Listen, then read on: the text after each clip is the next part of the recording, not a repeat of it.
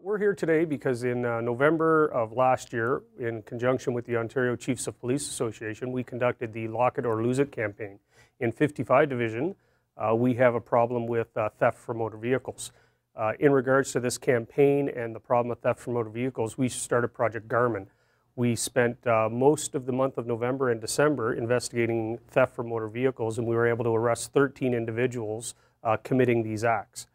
As a result of information received from these 13 individuals and the investigation itself, we were able to identify a commercial premise within 55 Division that occupants of this premise were taking in stolen property in lieu of cash to sell drugs. We then contacted the Toronto Drug Squad, and with their assistance of undercover officers, we were able to make numerous drug purchases. As a result of this investigation, we did a search warrant on 3 different premises. What we have here today in front of us is approximately 250 pieces of stolen property that we recovered as a result of these search warrants.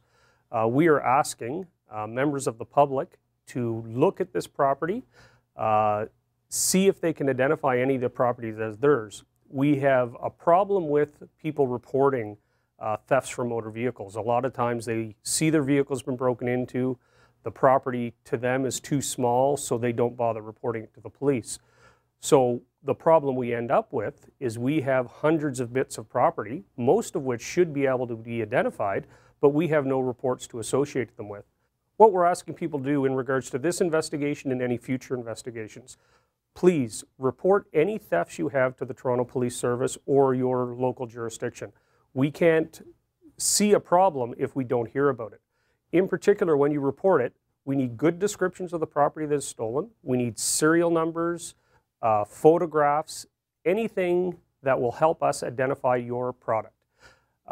Particularly if you're sitting there now wondering how we identify product, a lot of times we have a simple piece of material. We don't know who's the owner of it. We'll contact the manufacturer. So if you fill out your warranty registration card, we contact the manufacturer and they're able to tell us where this, who the last person to use this product was. Items that don't have serial numbers, if you can put a small mark on them. We have tools here that we've been able to return to the rightful owners because people have taken the time to put a small mark of spray paint on their tool, or one person put a small cut mark on an electrical cable so he knows all his product.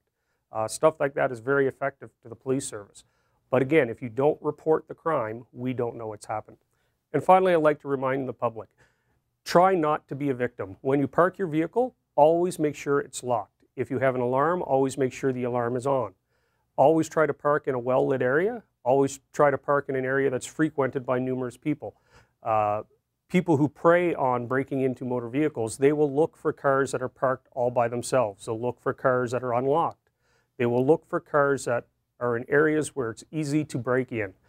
Do not leave valuables in your vehicle. Do not leave items in your vehicles that could hold valuables, such as empty boxes or bags. These things make your vehicle look like a target.